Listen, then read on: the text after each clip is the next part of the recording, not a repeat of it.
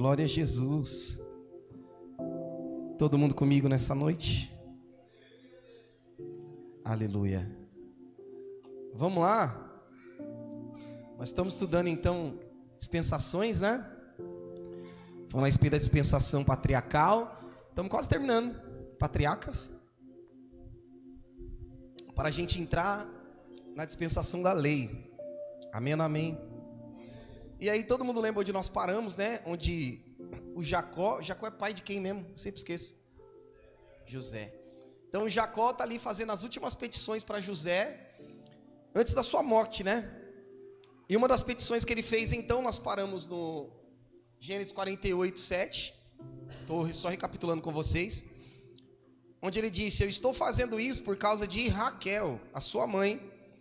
Nós estávamos voltando da Mesopotâmia quando, para minha infelicidade, ela morreu no país de Canaã. Ou seja, ela morreu em que terra? Na terra prometida. Amém? Lembra que eles estavam buscando a terra de Canaã? Após isso, né, quando Deus faz a promessa, depois, lá quando em Êxodo, né, quando eles saem, Deus queria levar eles para uma terra que mana leite e mel. E essa terra, tecnicamente, seria a própria Canaã, que no qual eles já viviam antes. Amém, amém? Estão comigo aqui? Pouco antes de chegarmos a Efrata, eu sepultei à beira do caminho. Efrata é agora conhecida como Belém. Todo mundo recapitulou onde a gente estava? E aí então nós entramos lá no livro de Lucas. Mentira, nós fomos para o livro de Miqueias, né? Estou só recapitulando rapidinho. Fomos para o livro de Miqueias. E aí então existe uma profecia sobre Belém, né? Miqueias, ele profetiza o seguinte: Belém, que é Efrata, você é uma das menores cidades de Judá, mas do seu meio farei sair aquele que será o rei de Israel. Ele será descendente de uma família que começou em tempos antigos, num passado muito distante. Ou seja, de quem que a palavra está falando aqui nesse texto? Está falando Jesus o Cristo. Amém ou amém? E qual a referência que eles estão dando aqui da família que parecia que ele, no caso, faria parte dessa família há tempos muito antigos? A quem ele se referia posteriormente? Família de Davi. Amém, amém? Estou só recapitulando só com vocês rapidinho, só para a gente ver onde a gente parou. Aí então ele diz assim: Deus vai entregar os israelitas nas mãos dos inimigos, que dominará até que nasça o filho da mulher que está para dar à luz. Qual que é a referência aqui que nós temos para tempo determinado? Em que ele diz até que. Qual o termo que nós utilizamos? Moed, amém? Todo mundo escreveu isso daí? Que é importante essas coisas. Então você percebeu? Diga comigo, até que. Ou seja, tempo determinado. A Bíblia é recheada de até que. Amém, amém? Ou seja, então até que nasça o Messias, então até que Jesus nasceu, o povo de Israel viveria então cativo. Então nós temos lá os cativeiros. Fala o nome de um cativeiro aí. Primeiro cativeiro que a nação de Israel ficou, quem sabe? Egito, glória a Deus. Depois do Egito, então, depois de um tempo, nós vimos lá que na divisão do reino norte e sul, nós tivemos toda a treta que houve. Aí os assírios pegam e invadem o norte, espalha todo mundo pela terra. E no sul, a Bíblia diz que outro império vem e invade o sul. Qual império que invadiu o sul mesmo, que eu esqueci? Império Babilônico. Depois do Império Babilônico, Israel continuou cativo. Depois desse império, no Império Medo-Persa. Amém, amém? E depois Deus havia feito uma profecia, através de Jeremias também, que os anos que eles ficariam cativos na Babilônia era pela quantidade de... Vamos lá? Quanto? Eu não ouvi, é que eu não ouvi, Jai. Fala, repete. Não. Que eles iam ficar no cativeiro babilônico. Desde o cativeiro babilônico, 70 anos, amém? Se passou-se os 70 anos, a Bíblia diz que Daniel estava durante o Império Medo-Persa e ele entendeu pelos livros. Que livros que ele estava lendo? A lei e os profetas, amém? Então Daniel, ele tinha um hábito de estudar a palavra. Por isso que tudo que ele entendia, tudo que ele tinha como intelecto de revelação da profecia, todos os filtros de Daniel era pela palavra. Daniel, ele entendeu que havia completado 70 anos que eles estavam no cativeiro, e ele falou, Deus não prometeu? Então chegou no tempo da gente ser liberto. Naquele momento que Daniel entendeu, chegou o tempo de sermos libertos, você se lembra que ele começa a ter então a intercessão a favor disso. E aí Deus vem e traz a revelação das 70 semanas de Daniel para ele. Durante o Império Medo-Persa, então o Ciro, quem se lembra do Ciro? Todo mundo já ouviu falar do Ciro? Então nós tínhamos o rei Dario. Depois, quando chegou na época do Ciro, então, eles começam as liberações para que Israel voltasse a ser uma nação. Eles são liberados do cativeiro. Depois nós temos então Neemias, que faz a reconstrução então das muralhas. Amém, amém? Estão comigo? Estou recapitulando com vocês aqui, historicamente. Reconstrução das muralhas. E depois nós temos então a profecia de Joel. Quem lembra que Ageu profetizou? Primeiramente vamos falar de Ageu, depois falar de Joel. O que Ageu profetizou a respeito do que aconteceria em Jerusalém? Ageu profetizou algo. O que ele profetizou? Quem lembra? É porque aqui a gente não é muito a igreja do Receba, né? Então aqui esses textos não é muito falado aqui, mas vamos lá. Quem aqui ouviu falar na glória da última casa? Ou a glória da segunda casa será maior do que a da primeira? Todo mundo ouviu falar nisso? É porque geralmente nas igrejas eles vão utilizar esses termos, esses textos, para se referir ao seguinte: você morava numa casa, agora Deus vai te dar outra. Ou você tinha um emprego, agora vai ter outro, melhor ainda. Ou você tinha um namorado, uma namorada, e agora Deus vai te dar outro. Amém? Eles pregam para isso, mas não é disso que a Bíblia está falando. Amém? Quando a Bíblia fala que a glória da segunda casa será maior do que a da primeira, ele estava se referindo ao templo de Jerusalém. Que o primeiro templo foi destruído. Quem construiu o primeiro templo mesmo? Que eu esqueci? Salomão. E depois nós temos a profecia através de Zorobabel, que ele recebe ordem, ele permite, então ele começa a reconstrução do templo, segundo templo. E depois o rei Herodes, ele dá uma ampliada no templo. E aí agora passa a ser conhecido como a glória da última casa. A glória do segundo templo se tornou maior do que o do primeiro templo. Amém, amém? Estão comigo ou não? Perceba que Deus, ele sempre coloca... Vocês estão comigo? Vocês estão conseguindo raciocinar comigo? Às vezes eu falo rápido, né? Se eu estiver rápido, você fala assim: calma, pastor. Amém? Se eu estiver muito rápido, você fala: calma, pastor. Eu estou só resumindo, coisa que nós já vimos. Vamos lá. Então, qual foi o primeiro templo? Quem construiu o primeiro templo? Salomão. Quem construiu o segundo templo? Zorobabel. Depois, quem recalchutou e ampliou o templo? Herodes. Amém, amém? Pegou isso aqui? E aí, no ano 70, depois de Cristo, nós vimos ali que, lembra da profecia que acabou de citar aqui? Então ele está dizendo, Miqueias está dizendo: até que o filho da mulher está para dar à luz até que ele nasça. Falando a respeito da mãe de Jesus, que é o Messias. Amém, amém? Ou seja, desde então, no período anterior, como está dizendo ali, ó, Deus vai entregar os israelitas nas mãos do inimigo, que vai os dominar. Deus aqui já estava profetizando os cativeiros que a nação de Israel passaria. Estão comigo ou não? Então, desde esse tempo, quando Jesus nasceu, automaticamente agora ele vem pregando para os judeus primeiramente, porque ele veio para os seus, mas os seus rejeitaram. E depois Deus pega e transfere então a mensagem para os gentios, que somos nós, e por isso o evangelho chegou até nós. Amém, amém? Então, tecnicamente, Israel sempre estava cativo. Quando Jesus veio, acabou o tempo de cativeiro e entramos no período da graça. Estão comigo ou não? Pegaram isso aqui que são fundamentais? Vamos lá, eu vou pular aqui um pouquinho. Vamos ler o verso 4 para terminar. Verso 4 ele diz assim: o rei virá e será o pastor do seu povo, governando-o com força que o Senhor lhe dará, e em nome do Senhor, o seu glorioso Deus, o seu povo viverá em segurança, pois o seu poder alcançará os lugares mais distantes do mundo, profetizando que o Messias, através da sua mensagem, morte e ressurreição, seria entregue a salvação até nós, e chegou até nós. Amém, amém? Essa profecia se cumpriu em partes, porque nós estamos no período de pausa. Então o evangelho agora está sendo espalhado sobre nós. Israel tecnicamente vive protegido ali, está em segurança, protegido, lutando contra o Hezbollah, lutando contra o Hamas. Quem está vendo a guerra que está acontecendo no Oriente Médio agora? Vocês viram a treta que está acontecendo? E aí todo mundo se lembra que o Império Medo-Persa, ele é chamado do que mesmo na Bíblia? Que animal que ele é mesmo? O urso. Todo mundo está ciente disso aqui?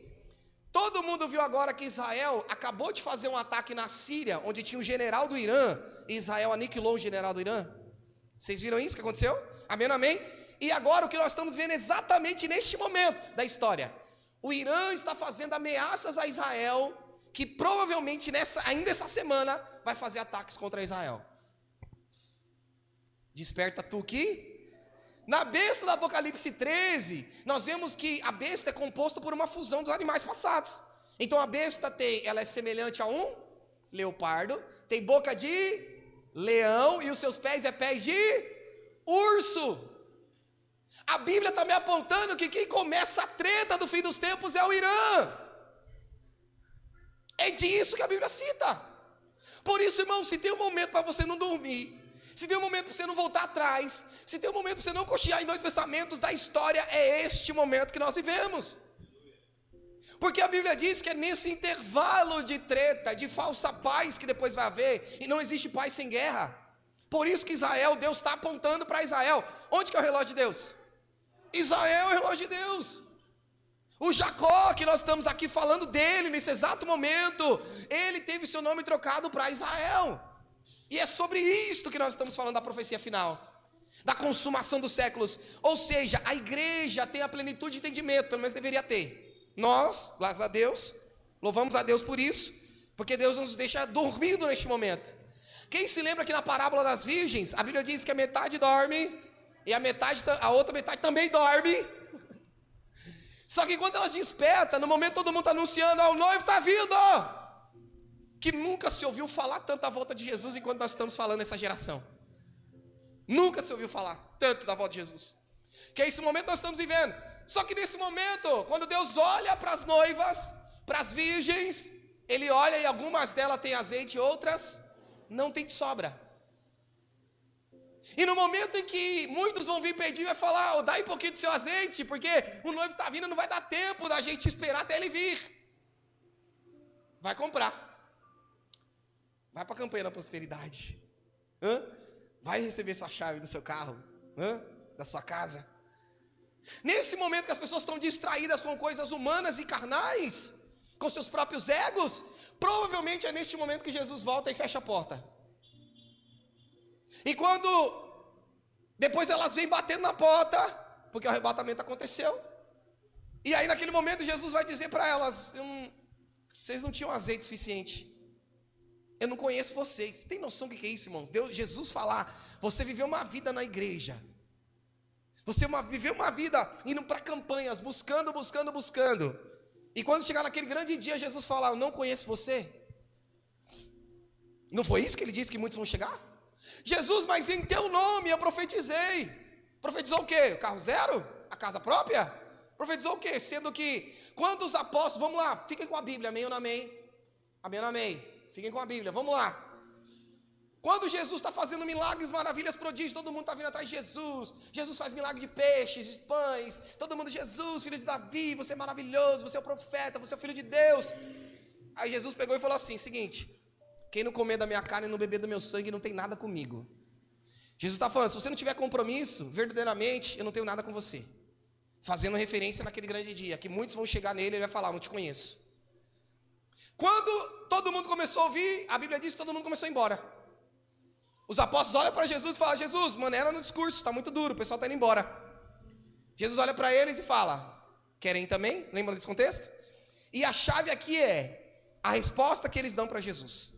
Eles dizem para Jesus, Jesus, para onde iremos nós? Se só tu tem a palavra de vida eterna. Então o centro do evangelho é vida eterna. O centro da mensagem de Deus tem a ver com a vida eterna, não tem a ver com o nosso ego, nada com nós, irmãos. Pelo contrário, tudo que Ele fez por nós, tudo que Ele poderia ter feito, Ele já fez. Nós que temos que arcar com a responsabilidade de recebermos essa herança. Jesus, Ele já te libertou? Na cruz. Já te abençoou? Na cruz. Já tirou você do cativeiro? Na cruz. Tudo que Ele fez por você foi lá. Amém, amém. Agora a responsabilidade é totalmente nossa, de servirmos a Ele, sermos fiel. Ele diz então para buscarmos primeiro o reino, e as demais coisas nos serão acrescentadas. Então a chave Ele já deu de tudo. E sempre o reino está em primeiro lugar. Toda hora. O problema é quando eu inverto a situação, eu coloco tudo no primeiro lugar e depois o reino, com certeza naquele grande dia eu ficarei fora daquilo que eu não priorizei. Estão comigo nessa noite? E aí, agora lá em Israel, provavelmente nessa semana ainda podemos ter um ataque do Irã. Se o Irã atacar Israel, Israel recebe o direito de atacar território do Irã também. Se Israel ataca território do Irã, automaticamente o Irã começa a atacar territórios de Israel também. Isso pode desencadear para uma terceira guerra ou uma guerra nuclear, ou Israel se proteger utilizando uma arma nuclear. Estão comigo ou não? Nessa noite? Entre tudo que está acontecendo, nós sempre dissemos para vocês que tudo que vai acontecer serão como uma mulher com dores de parto. Quem viu o que acabou de acontecer em Taiwan? Vocês viram o terremoto que aconteceu? 7,4 na escala Richter. O maior terremoto em 25 anos. Estão comigo ou não? A terra está gemendo, mandando sinais para nós que somos povo de Deus. Irmãos, não tem como fingir que nada está acontecendo no mundo. Muitos conseguem. Mas nós que somos uma igreja escatológica não vamos dormir. Principalmente neste momento. Não tem como fingir. Pessoas estão padecendo em vários locais, tendo guerra na Ucrânia. Você tem noção que milhares e milhares de pessoas morrem a cada... Nós estamos aqui durante esse culto. Milhares de pessoas estão morrendo na Ucrânia. Você tem noção disso? Quanto que vale aquelas almas que estão lá para Deus? Você consegue precificar as almas que estão morrendo? Indo para o inferno em massa?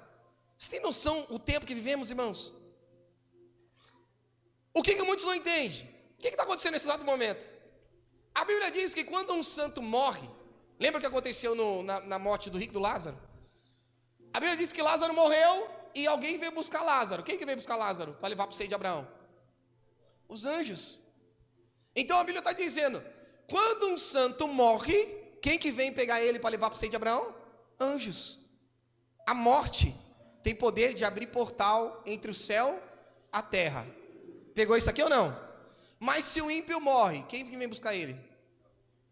Quem que vem buscar ele?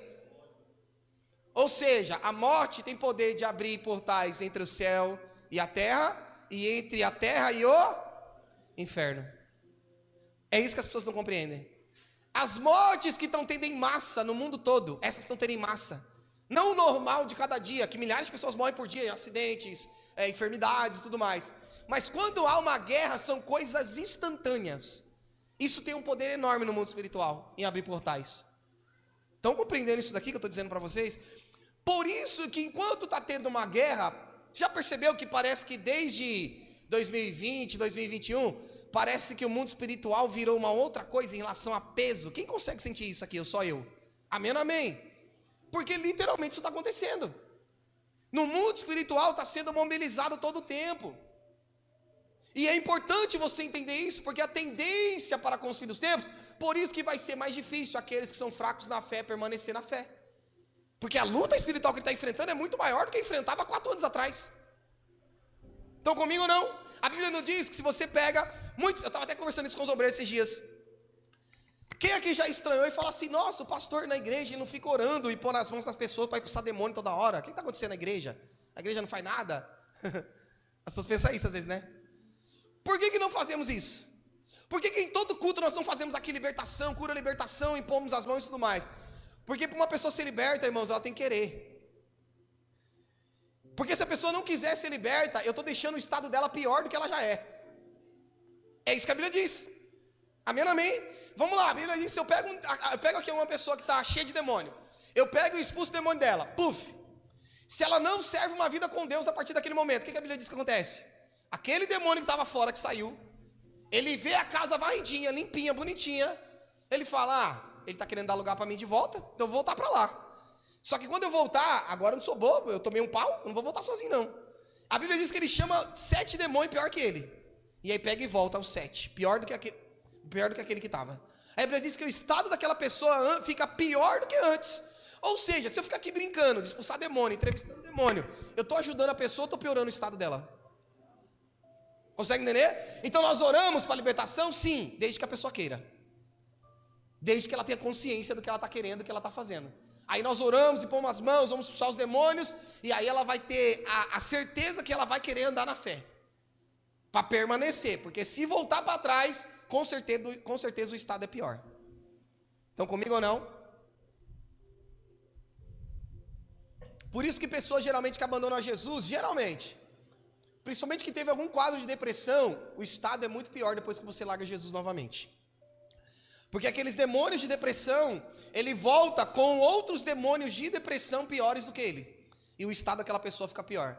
Por isso você vai ver um ex-cristão se jogar numa ponte, um ex-cristão cortar o seu pulso, um ex-cristão ir lá para Cracolândia, consegue entender? Porque o estado daquela pessoa fica pior. Estão comigo ou não? E é importante que você entenda isso nesses últimos dias. Porque infelizmente, entenda uma coisa, gente. A Bíblia diz que naquele grande dia, muitos são chamados, mas poucos são escolhidos. Quem que diz, né, a Bíblia? Ou seja, naquele grande dia, vai muitos ou vai poucos? Quando você olha no âmbito mundial, 8 bilhões de pessoas, vamos colocar assim, 8 a 9 bilhões de pessoas no mundo, quantos desses bilhões será que vão subir naquele grande dia do arrebatamento? Estão comigo ou não? Nós que estamos aqui quase todos os dias falando disso, todos os cultos praticamente, nem todo mundo dessa igreja vai subir. Eu tô brincando? Não estou falando sério ou não? Amém, amém? Imagina outros que nem tocam nesses assuntos, que nem estão se preparando para isso, ou que estão trabalhando com o evangelho completamente distorcido e terreno. Está entendendo a responsabilidade que nós temos, irmãos? E a responsabilidade que eu tenho, porque com certeza nós recebemos muito de Deus e nós seremos muito cobrados. Você que me ouve pregar, você tem noção quanto você vai ser cobrado de Deus? Tem noção disso? Eu não estou aqui fazendo medo para ninguém, amém? Porque o evangelho não traz medo, pelo contrário, é esperança. Apocalipse é esperança. Se você estiver no local que está pregando coisas que não convém com isso e tudo mais, e você não tiver uma preparação, você vai ser cobrado? Vai. Não tanto quanto se estiver aqui, ouvindo eu falar com tanta clareza assim da palavra. Estão comigo ou não? Quanto mais é dado, mais é cobrado. E aí nós entramos no livro de Lucas, capítulo 2, lá no último estudo, onde nós estávamos falando a respeito o que aconteceu naqueles dias. Saiu um decreto da parte de César Augusto, para que todo mundo se alistasse. Todo mundo se lembra o que aconteceu durante o Império Babilônico? Nabucodonosor, ele lança o quê? Ele lança o quê? Um decreto. Qual que foi o decreto que ele lançou? Quem não adorar a imagem do império, que era a estátua toda de ouro, seria jogado aonde? Na fornalha de fogo. Percebeu que todas as vezes que o diabo se levanta, principalmente para tentar ir contra Israel, ele se levanta com decreto. Decreto de lei irrevogável. Isso é uma das características que vai sobressair também nos últimos dias. Isso aconteceu depois do Império Medo-Persa. Quem se lembra qual foi a penalidade que eles lançaram?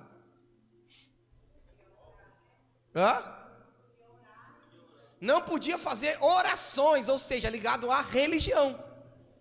Percebeu que o diabo sempre tenta tocar na religião do judaísmo, porque ele está falando com os meninos que eram judeus. E aí Daniel agora pegou orando, que ele tinha que orar somente para o rei, que era o Dario. Como ele foi pego orando, a lei dos medos e dos persas era uma lei irrevogável, e aí ele foi jogado na cova dos leões. Com Jesus aqui novamente começa a acontecer. O Augusto, ele lança um decreto, que todo mundo deveria ir se alistar na sua cidade. E aí ele começa a levar todo mundo para o centro da profecia. Então agora José, que estava em outro local, José ele tem que ir agora para a localidade onde era a sua cidade natal, justamente para cumprir a profecia que nós lemos em Miqueias agora, até que nasça o filho da mulher que está para dar à luz. Então José naquele momento ele recebe uma ordem, por mais que foi uma ordem terrena, daquele decreto que saiu, estava levando ele para o centro da profecia, para o centro da vontade de Deus. Amém, amém? Onde que Jacó pediu para ser enterrado? Vamos lá, aonde? Efrata. Efrata que é chamado de Belém. Amém, amém? Todo mundo entendeu isso aqui? Vamos lá, eu estou só recapitulando ainda.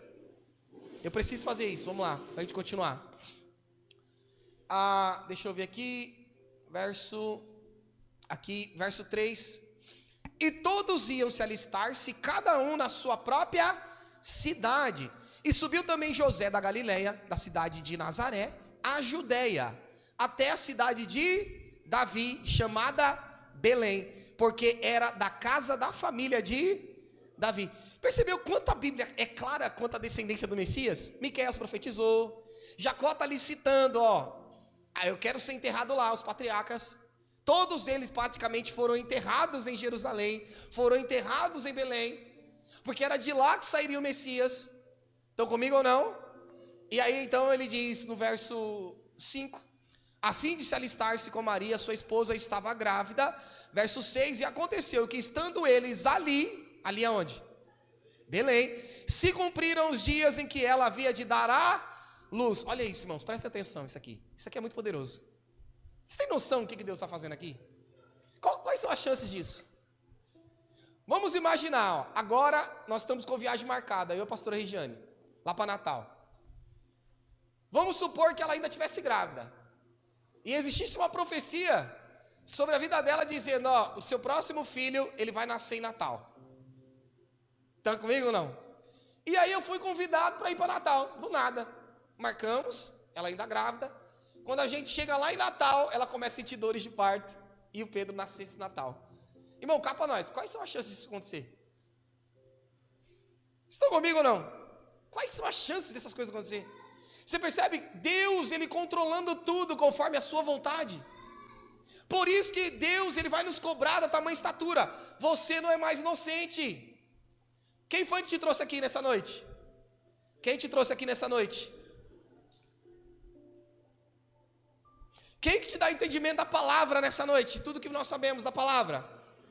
O próprio Deus. Estão comigo ou não? Deus, Ele tem a base de tudo. Deus, para você estar aqui me ouvindo falar, pregar, anunciar essa mensagem, Deus está dizendo para você, filho, eu te amo tanto. Eu quero que naquele grande dia você esteja preparado, você seja arrebatado, você esteja comigo nas bodas do Cordeiro. Eu não quero que você fique nessa terra que vai queimar pelo fogo. Aleluia, aleluia. E aí você acha, não, eu vou lá do nada. Ou quantas batalhas espirituais teve no seu ouvido para dizer, não vai para a igreja hoje não.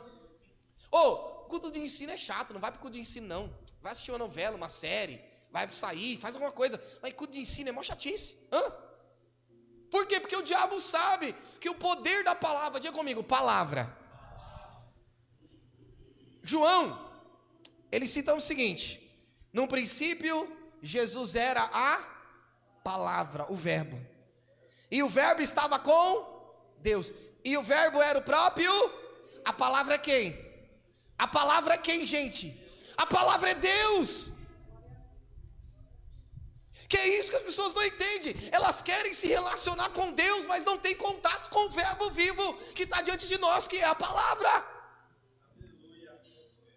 Aí muitos vivem uma vida momentânea com Deus, uma vida de ego, uma vida emocional, porque o louvor é bonito, porque eu gosto daquela pessoa que vai para a igreja, por isso eu estou lá, porque se pisar no meu calo eu não estou mais. Por quê? Porque ela não tem contato com a palavra, ela não tem relacionamento com o verbo. Porque quando você entende quem Ele é e o que Ele fez por você, irmão, nada te afasta, nada pode te afastar do amor de Deus, nada. É a Bíblia que diz. Nem a morte, nem a vida, nem os poderes, principados, potestades, nada pode separar do amor de Deus, nada. Nem sequer a morte. Você tem noção disso? Nem a morte. Aleluia. Nem a morte, nem a vida ou poderes vão nos separar. O que pode te separar desse amor, irmãos? Somente se você estiver tão apegado nessa terra a ponto de rejeitar a palavra e decidir, isso eu não quero viver. Aí sim, naquele grande dia, quando você bater na porta, Ele vai dizer, eu não te conheço. E como não conhecer? Literalmente, você não teve relacionamento com a palavra de Deus. Amém, amém? Por isso que o diabo faz de tudo para que as pessoas não tenham acesso à palavra. Tanto que a Bíblia provavelmente será proibida, vai chegar um momento. Porque não tem como o evangelho continuar sendo pregado e o diabo tomar conta da terra. Por que você acha que Jesus, quando Ele está ali na cruz, padecendo pelos nossos pecados, Ele diz, está naquele momento a Bíblia diz que Ele foi aonde? Lá no inferno, pegou o quê? A chave. Aquilo que estava sob a posse do diabo, agora está sob as mãos de Jesus. Aleluia. Por isso que quando Ele vier para governar essa terra, a igreja vai ter que ser tirada daqui. Amém, amém? Porque na minha Bíblia está escrito, as portas do inferno não prevalecem contra a igreja. Por isso que enquanto a igreja verdadeira estiver aqui na terra, o diabo não pode tomar o poder do mundo todo. Por isso que ele não te suporta, por isso que ele quer acabar com a igreja, tentando todo tempo, e nunca conseguiu. E nem agora que vai conseguir. Estão comigo ou não? Aleluia. A menos que a trombeta soe e nós sejamos transformados em corpo de glória. Aleluia. Mas nesse momento que nós estamos sendo transformados em corpo de glória, a Bíblia diz que vai haver guerra no céu, mais uma vez. Por quê? Porque você acha que o diabo vai ver a igreja sendo arrebatada e vai ficar de boa? Ficar assim, nossa, lá a igreja subindo, ó. Lutei tanto para matar o Jai, agora ele conseguiu, subiu, já era. Você acha que o diabo vai ficar assim? Ele vai tentar impedir. A Bíblia diz então, que diz o seguinte, Apocalipse 12. E houve batalha no céu. Miguel guerreou contra os anjos do Satanás. A Bíblia que diz isso. E quando ele está ali guerreando contra Satanás, porque a igreja está sendo arrebatada, ele vai tentar impedir, de alguma forma, ele vai tentar se envolver, tretar. A Bíblia diz que Miguel pega ele e o precipita sobre a terra novamente. Ele cai, ele e os seus anjos caem sobre a terra. E aí ele soa uma profecia, dizendo, ai de vós, moradores da terra, porque o diabo desceu até vós, com grande ira, sabendo que pouco tempo lhe resta. Quanto tempo? Quanto? Uma semana, a última semana de Daniel, 7 anos da grande tribulação.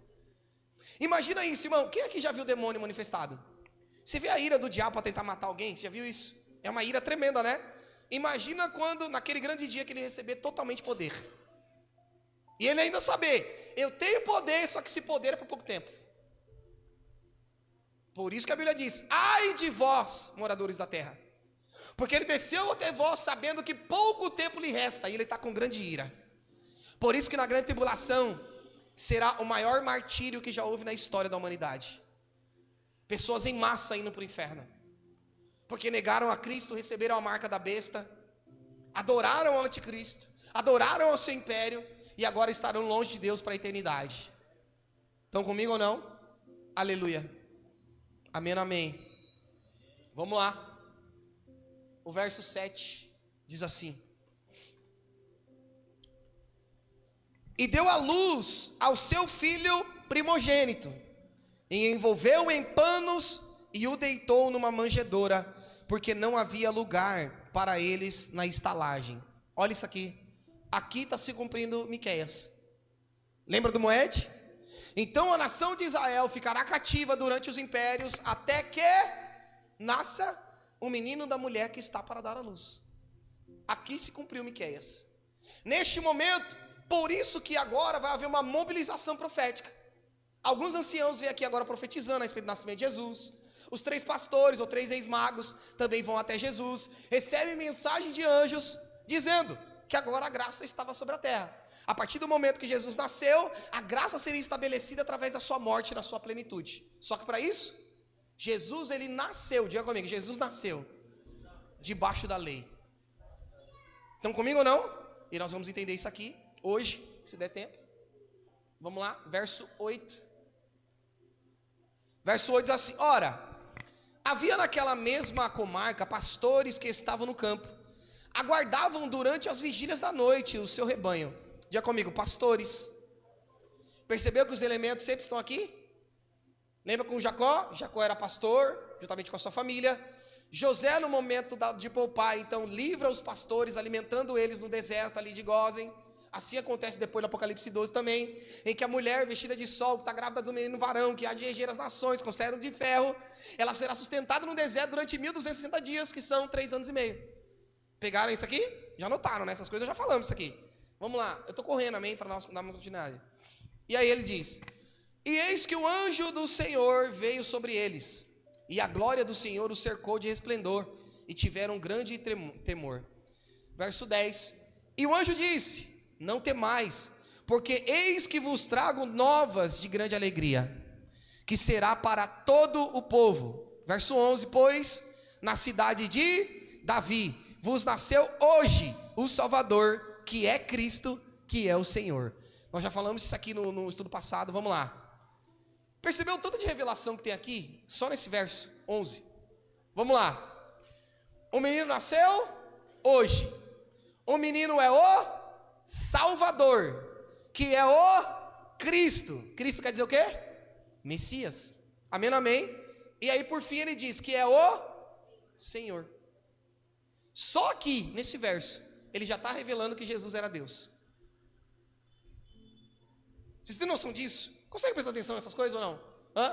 Só nesse verso 11 ele já está revelando, veio nos salvar quem? O Cristo, que é quem? O Messias, que é quem? O próprio Deus. Estão comigo ou não? Amém ou amém? O Messias é o próprio Senhor. O Messias é o próprio Deus. Por isso que Jesus disse, lembra que Felipe está ali e fala, Jesus, é o seguinte, mostra-nos o Pai. O que Jesus respondeu para Felipe? Felipe, eu estou tanto tempo convosco e vocês ainda não viram o Pai, não conhecem o Pai? Porque eu e o Pai somos um. Amém, amém? Ou seja, todo mundo que vê a Cristo vê o Pai. E depois Jesus fala, a realização do Pai é que nós sejamos um. Então por isso, quem vê Cristo, vê o Pai. E quem vê você, vê Cristo, que vê também o Pai. Aleluia. Pode falar, Lozen.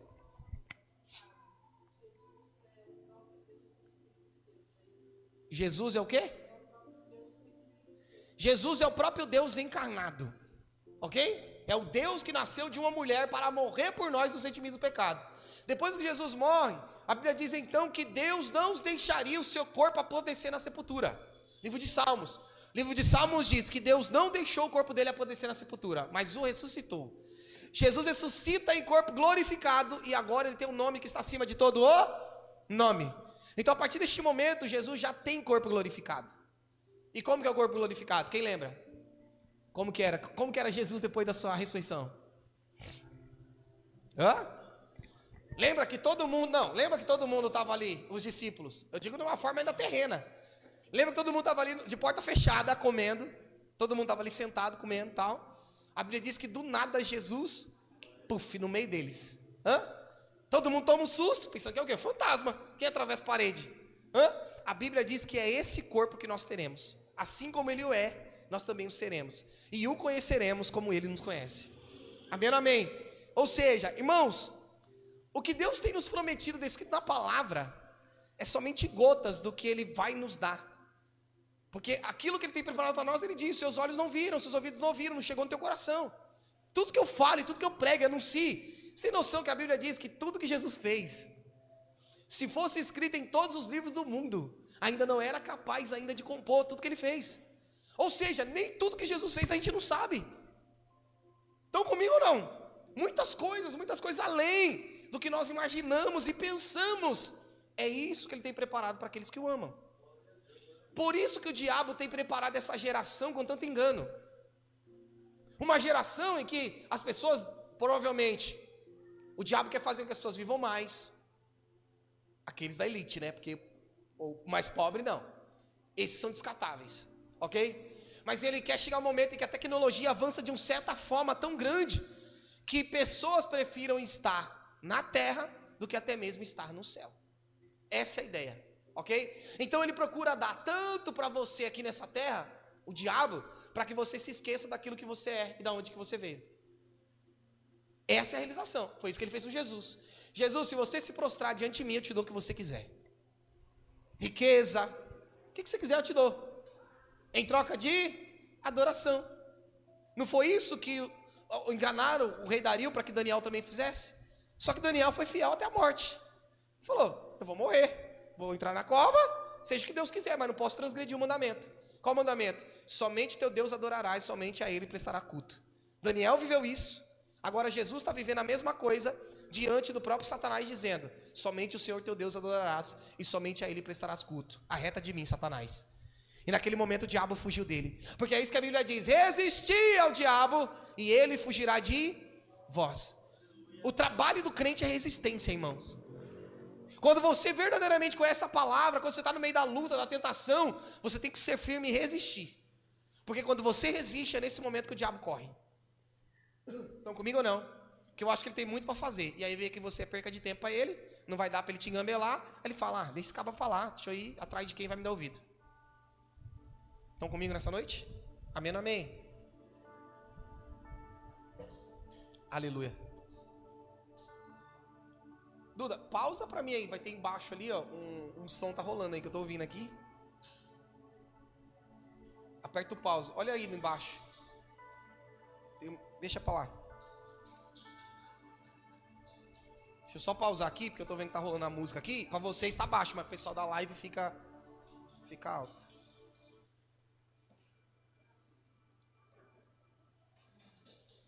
Pausei. O pessoal da live tá lá ouvindo música, o culto todo. E a gente aqui pregando. Aleluia. Estão comigo nessa noite? Vamos lá. No verso 12, ele diz o seguinte. 12.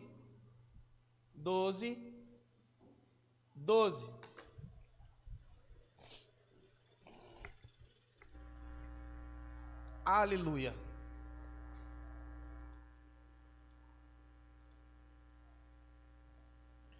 No verso 12 ele diz o seguinte: e isso será por sinal, diga comigo, sinal.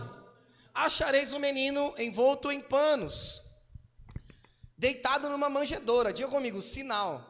Deus sempre manda sinal antes que tudo aconteça. Antes da vinda de Jesus nascer, Deus mandou sinal. Aonde? No céu. Lembra da estrela que apareceu? Amém ou amém?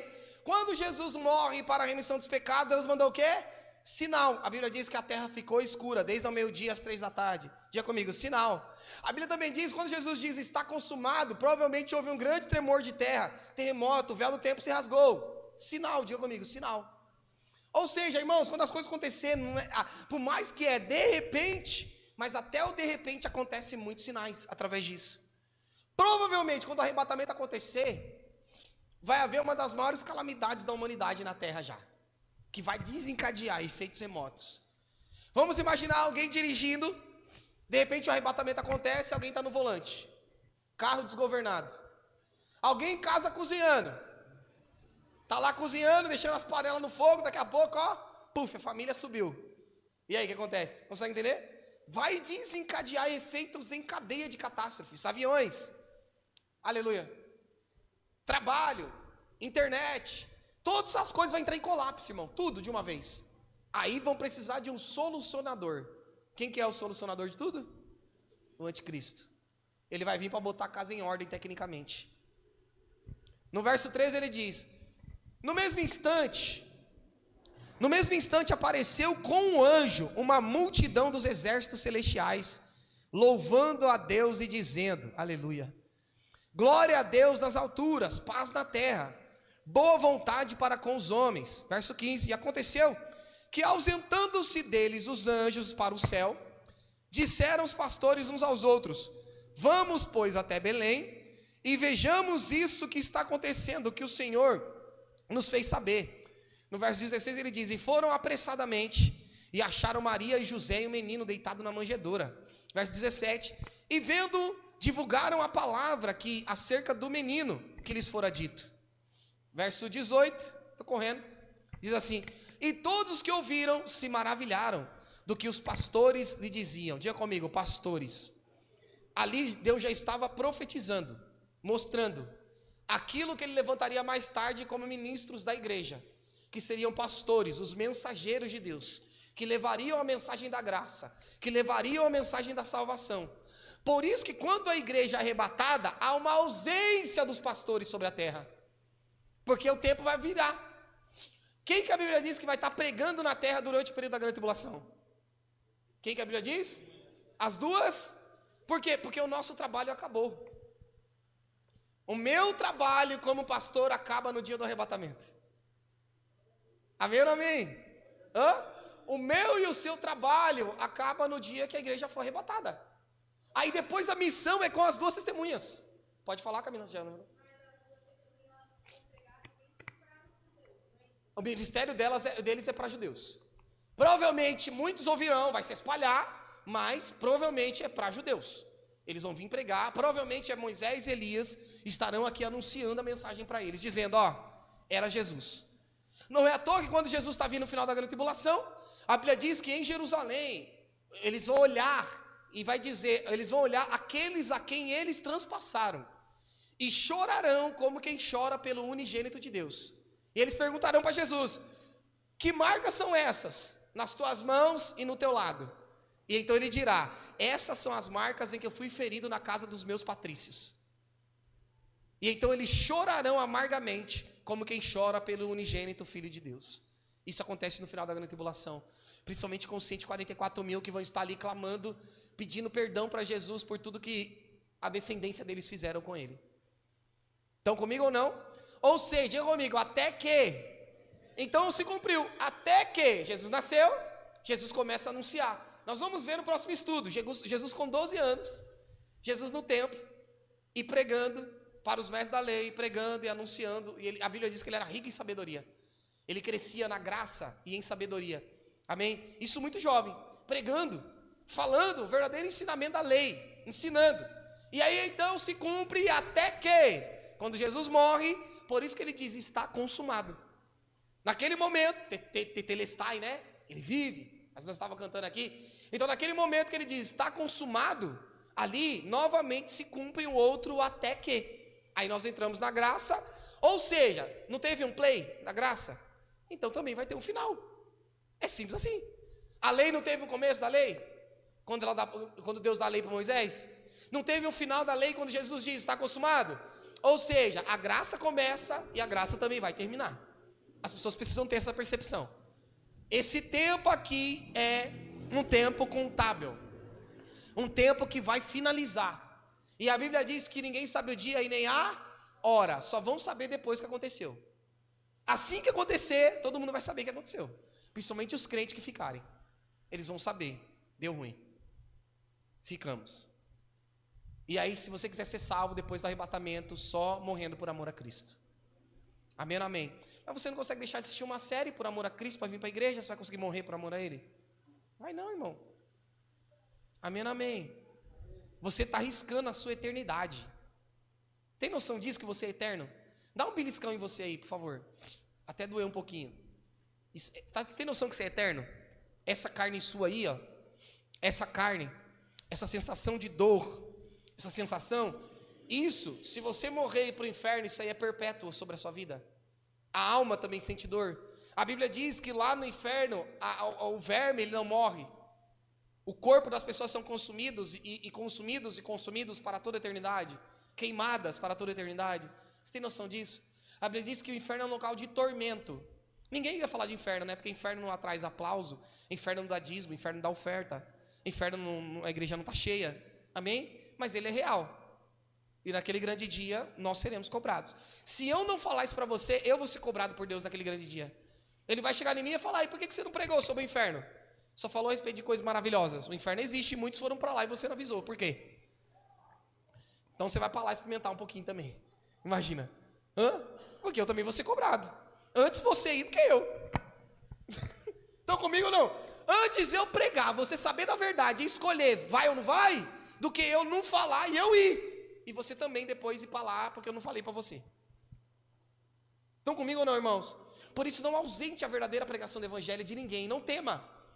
As pessoas têm medo de falar a verdade na cara das pessoas, ou pregar o verdadeiro evangelho. Ai, porque ele não vai gostar. Ela não vai gostar. Ela vai virar a cara para mim. Ai, porque se descobrirem que eu sou crente, as minhas amizades vão deixar de ficar comigo, ou eu vou perder seguidores no Instagram, no Facebook.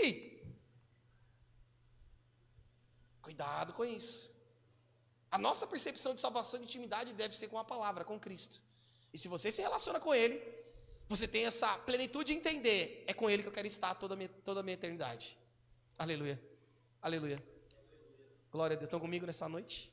Só quem quer estar com Jesus a eternidade, se coloca de pé aí em nome de Jesus. Aleluia. Glória a Jesus. Aleluia. Nessa noite eu pergunto, né? Tem alguém no nosso meio? Pastor, estou afastado de Jesus, mas eu quero retornar. Ô pastor, eu nunca aceitei, mas quero aceitar. Tem alguém no nosso meio nessa noite? Todos estão em paz? Em nome de Jesus? Se tiver, que Deus dê outra oportunidade, amém? Em nome de Jesus, aleluia. Curve sua cabeça e feche seus olhos, deixa eu orar por você. Antes de agradecer essa oportunidade, Pai, Senhor, nós te agradecemos, Senhor, por essa oportunidade. Que estivemos aqui, Senhor, mais uma vez de ouvir a Tua palavra, Senhor. Entendemos que o Senhor estabeleceu tudo por tempo determinado. E aqui estamos nós, Senhor, vivendo finais dos tempos, vivendo a consumação dos séculos, que foi isso que o Senhor nos prometeu. Eu estarei convosco até a consumação dos séculos, e aqui estamos nós, Senhor. E eu quero abençoar a tua igreja, Senhor, nessa noite. Eu quero abençoar os teus servos, Senhor, que estiveram aqui conosco nessa noite. Todos eles, Senhor, se renderam a ti, glorificaram o teu nome, multiplicaram, Senhor, os dons espirituais, ó Deus, cada um dos teus servos, em nome de Jesus Cristo, Pai. Por isso eu te louvo, por isso nós te agradecemos por este momento, por isso nós te glorificamos, entendemos que nós vivemos dentro desse moed, esse moed chamado graça, e esse tempo vai cessar, e diante de ti, naquele grande dia, não terá ninguém inocente, Senhor, principalmente nós que temos recebido esse pão do céu, Senhor.